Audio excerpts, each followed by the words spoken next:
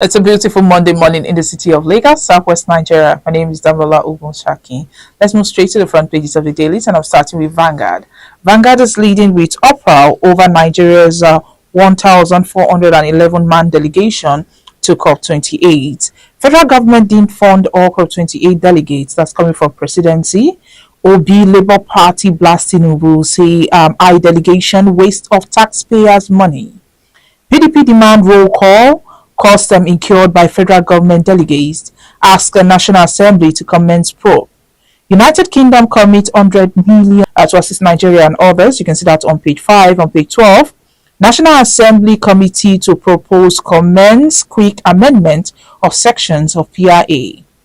Ex-Niger Governor Aliu knocks northern leaders for setting region backward. You can see that on page 13. And here there's a picture showing Tony Elumelu Foundation, TEE, and Director General World Trade Organization, Dr. Ngozi Okonjo-Iweala, at the Powerhouse Roundtable organized by the Tony Elumelu Foundation at the ongoing United Nations Climate Change Conference in Dubai, United Arab Emirates weekend.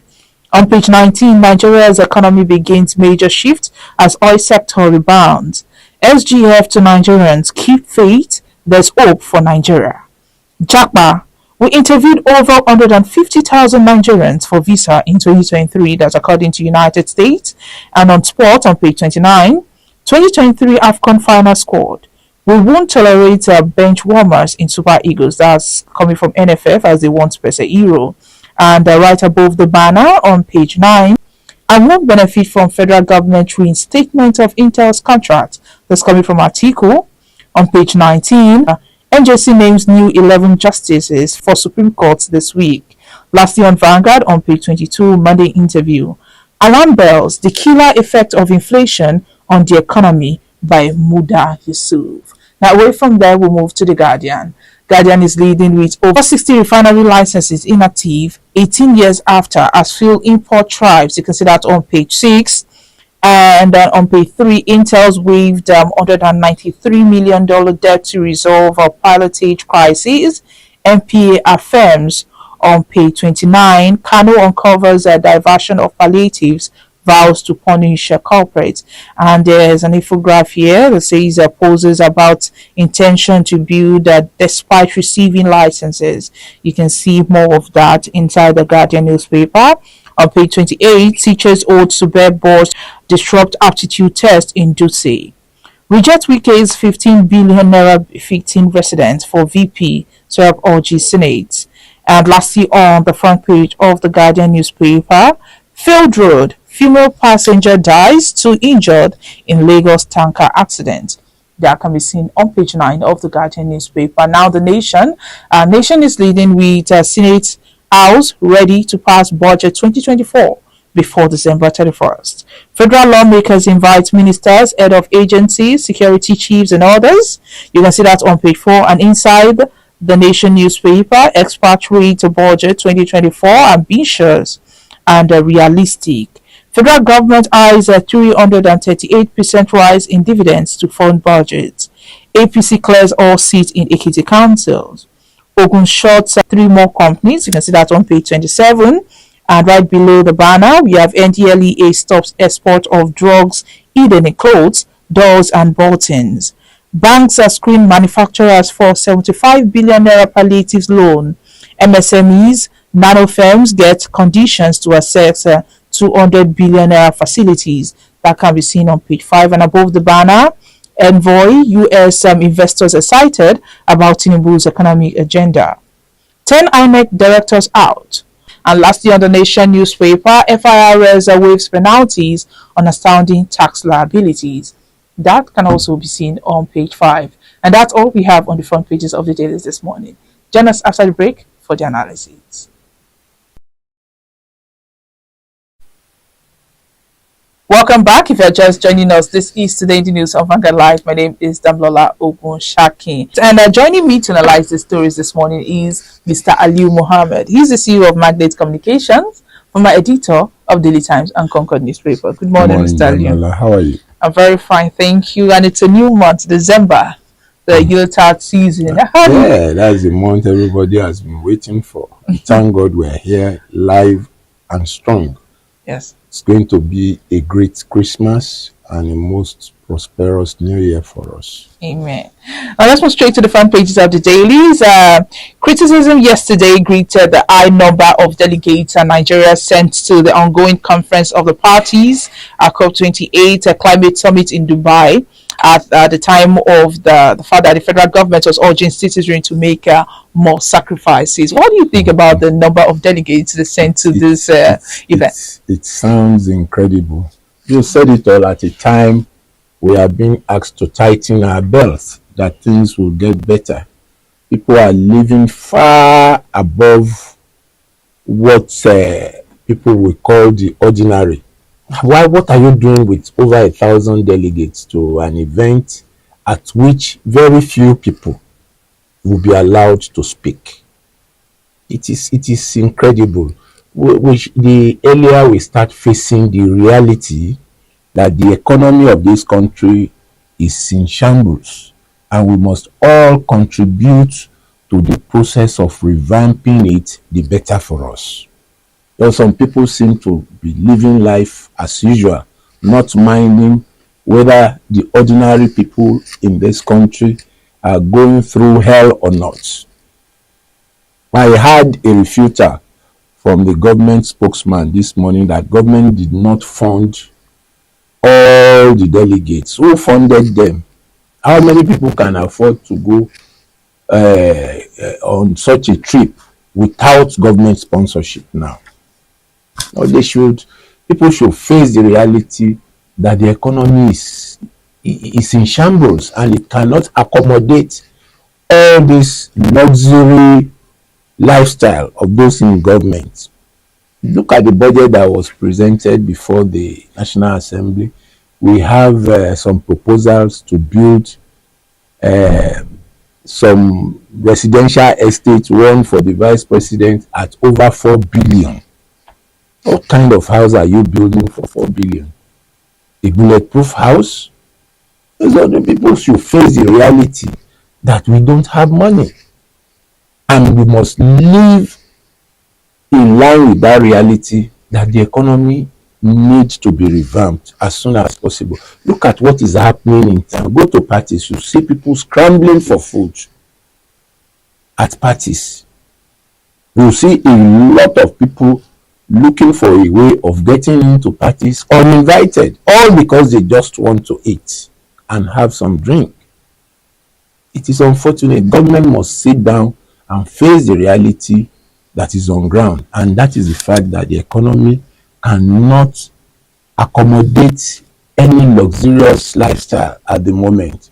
I expect that we should all sit down and look at ways of getting the economy strong and better than it was, instead of engaging in reckless spending at this time.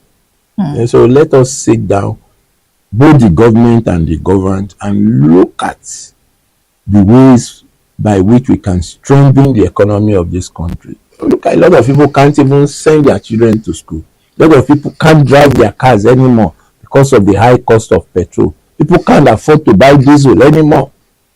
And so why would some people be living large as if nothing is happening around us, while majority of Nigerians are suffering? It is unfortunate that we had such a large number of people at a conference that was supposed to be attended by very few government officials. But according to the presidency, they said out of the 1,411 Nigerian delegates, that they didn't send most of them. But according to Vanguard findings, we found out that they sponsored 589 of the delegates to the summit. Yes, and according to what they're also saying, he said just because people's name are there, it doesn't mean that they're also present. That's an afterthought. Who put their names there? Will you put the name of the person that you are not inviting to that conference on the list? Maybe they should find something more credible to say than like this. I think that guy that issued the statement, I have a lot of respect for him. He should look for something else to say. I cannot be president and people are following me on a trip abroad. Their names are on the list of my entourage, and I'm denying that I didn't fund them. I mean, it's unacceptable. That denial is unacceptable. We should find something else to say in defending the large attendance at that conference in Dubai. Okay. Meanwhile, the United Kingdom government, they've committed 100 million euros to help Nigeria and other vulnerable countries strengthen their resilience to the increasingly frequent and the effect of climate change at the summit. What do you think about this money they're planning to release to African countries? It's a welcome development, but in our environment here, we are used to diverting foreign supports like that. It will come given to state governors, and those state governors will not utilize the funds the way they ought to be utilized. So if it is coming to Nigeria, the appropriate authorities must ensure that whatever is given to Nigeria is judiciously used for that purpose, not that the money will find its way to private pockets. No.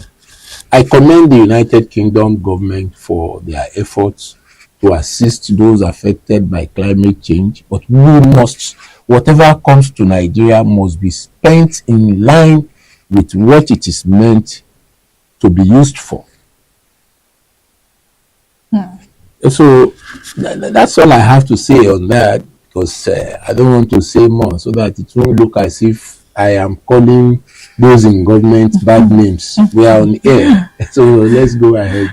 So moving on, there are indications that Nigeria's economy is reversing back to oil sector-led development, while the gains made in non-oil sector is now reversing. What's your take on this one? Oil sector, I don't know the indices that was used to come to that conclusion, but the large theft of oil by those who are supposed to protect that product, I know is having a thorough effect on the output coming from financial output coming from that zone. If what the statement about it that there is a progress or some financial gains are coming from there, that means there must have been a deliberate step to curb the huge theft of crude oil in the oil sector. Yes, we could have some monetary gains because the subsidy that was being paid before this government came has been removed. So the savings from the payment of subsidy could come as a gain to the government. Because in those days they used to tell us that subsidies were paid, but no one could identify the people that were collecting the money. But now there is no subsidy, and you can imagine the trillions of naira that would have been saved from subsidy payment. I think that is what they are looking at as the gains from the oil sector as of today. But if you are going to look at that sector holistically, the theft of crude oil is setting the government back in the area of income in that sector. But what I can see that stands as a gain today is the savings made from the non-payment of subsidy to petroleum products importers. And so that can be a gain. I don't know where else they are making any gain in the oil sector apart from that, because we have a huge number of thefts in the area where crude oil are being produced in the country today, and this has led to a situation where private security agencies have been employed to help us to protect our pipelines in the areas where vandalization is taking place the most.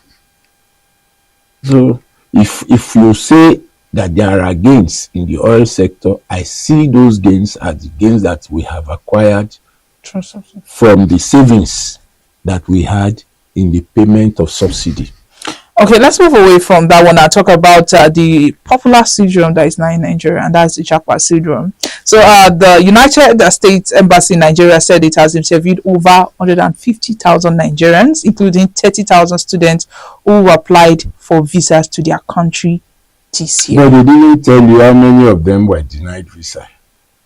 They will deny a lot of those people. I can tell you that for free.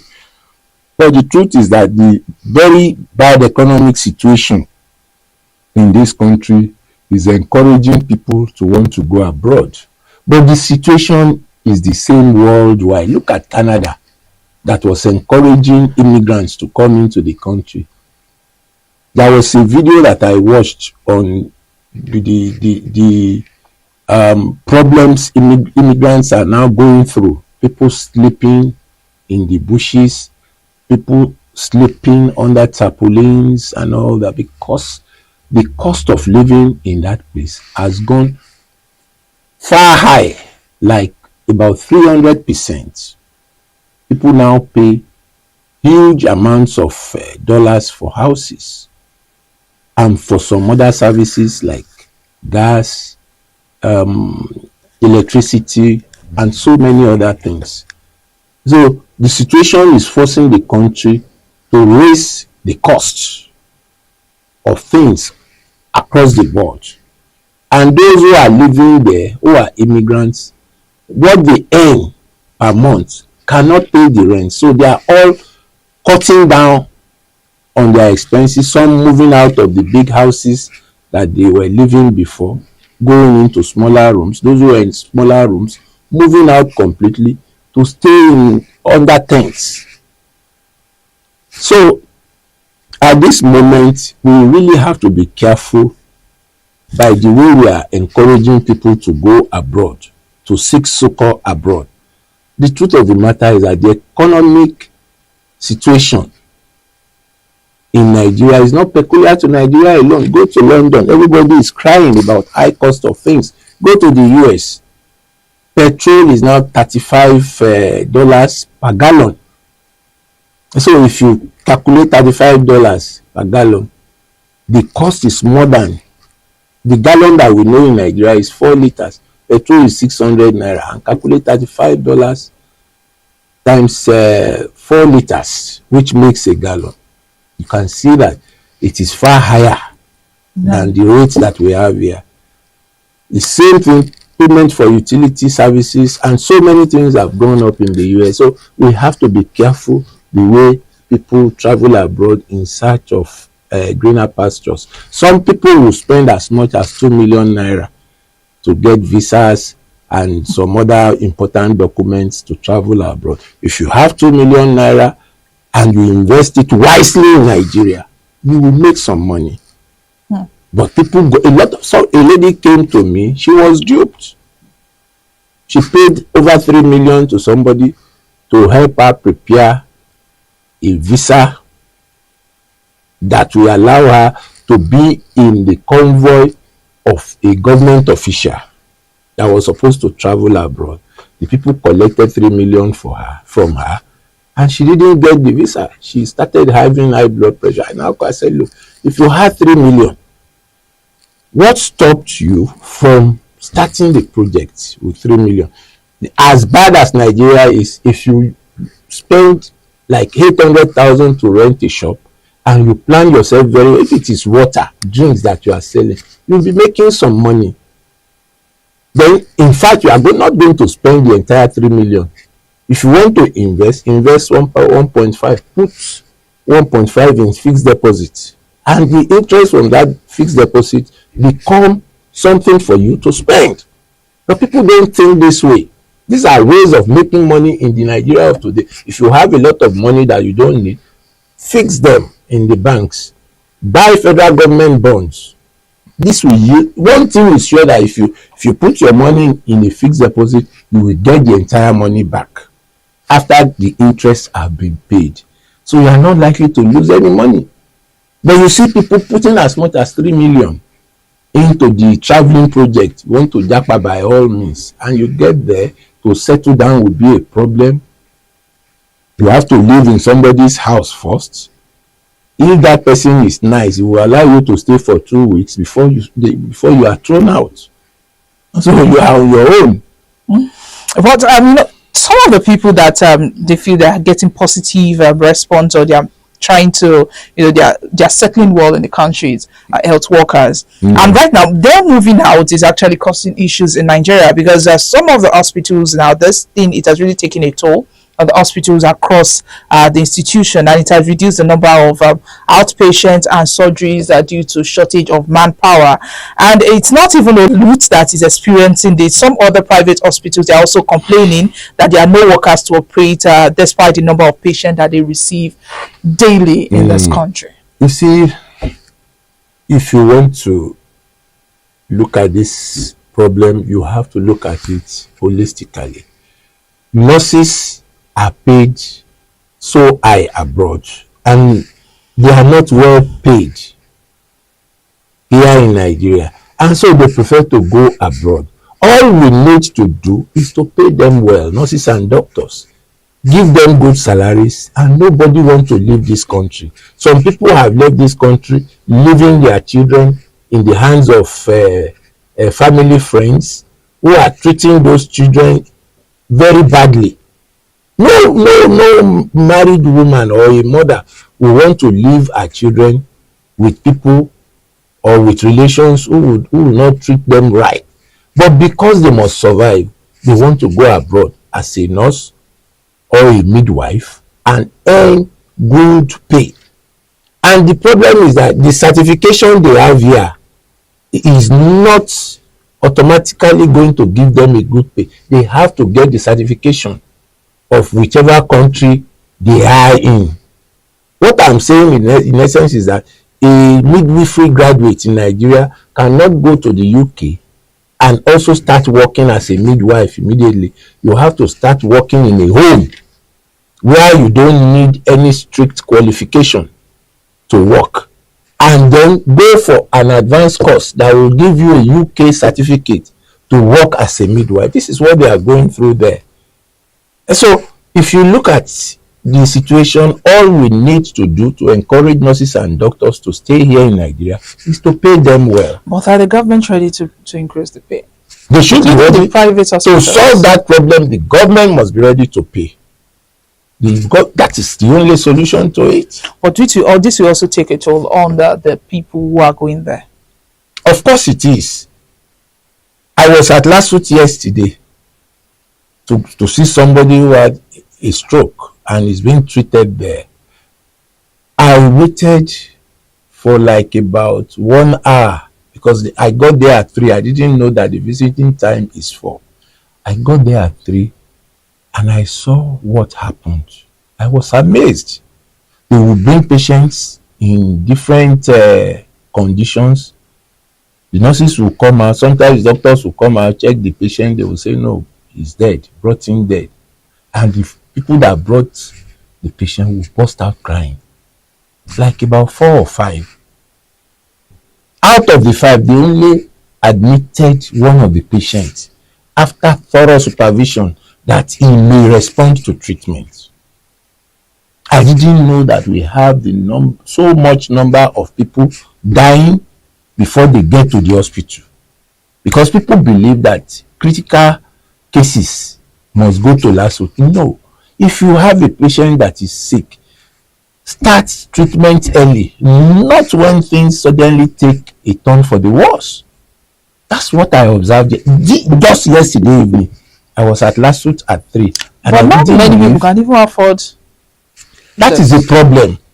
This is what I'm saying, that we should try as much as possible to allow people access to free health care. If you have somebody that is sick and you know that health care is free, you won't keep that person in the house. You will not. At least let that person have access to free first aid, free checks. Then once the result of the checks are out, you can start payment from there. That means the patient already knows what is wrong with him or her. So we need a lot of reorientation in our healthcare sector. People are dying. I saw 4 people brought in dead. And each time there will be a loud noise and cries by those who brought those patients. I felt disturbed by that incident because people don't want, or they don't even have the money to spend for the treatment of their loved ones. And at the last minute, when it becomes so serious that that patient may die, they will now start bringing the patient to the hospital to lawsuit. Yes, lawsuit should be a general hospital where you have experts, and that is the situation. And that's why people will first of all take their patients to private hospitals, and when things get the other way around and it is taking a turn for the worse, they start rushing that patient to lawsuit. But then it is too late. Again, I entered, I saw the person that I came to see.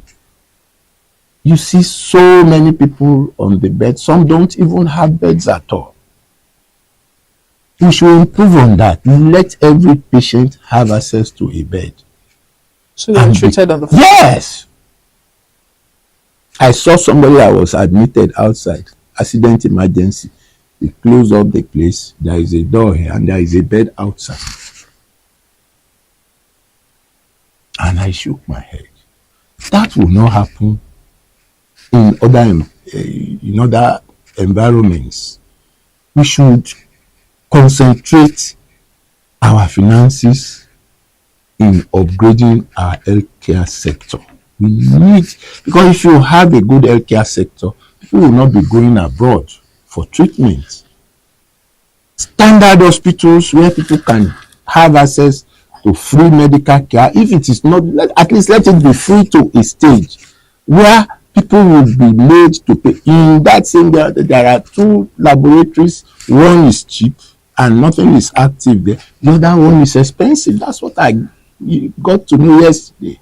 The other one that is expensive, not many people Can afford it. Mr. Aliu, our final time is fast spent. I want us to quickly end it with this one. Well, Governor Abba Yusuf uncovered a warehouse in Sharada Industrial Estate of the state where food items meant for palliatives were diverted. He said that they were those that were supposed that they were jacked food items. They were kept amid drums of chemicals, and he expressed shock and vowed to punish those involved in the act of diverting the palliatives consisting of maize and rice. Are those people human beings? Those who did that against their fellow, are they human beings? Why will the government official or government officials divert the things that are meant to provide succor for the ordinary people into a chemical warehouse? It is wicked. I don't know. Some people need to examine their brain to know whether they are human beings or they are animals. Why will anybody do that? These are people that will look at as people that are already rich. They have enough money, and you are diverting palliatives. What is the content of the palliative? Probably 5 kg of rice, 1 kg of beans, and some people who are privileged are diverting that. Do they know God at all? Do these people know God? In the north, where we profess loyalty to the Almighty Allah, it is sad. I feel so saddened by that report. And you are not even keeping those food in good places in a chemical warehouse. Can any human being eat those things again? I'm sure that if they were not caught, they would have brought those things out and give to people. And those people will die. We will now be saying that we didn't know what killed them. We are wicked in this country. Some of us are very, very extremely wicked. So the governor should go ahead and ensure that those who are behind such a criminal action get arrested and punished. Let's end this on a lighter note with Mr. and Mrs. this morning. And the first person speaking is Mrs. Mrs. says, you are going nowhere. We are going to continue our fight from where we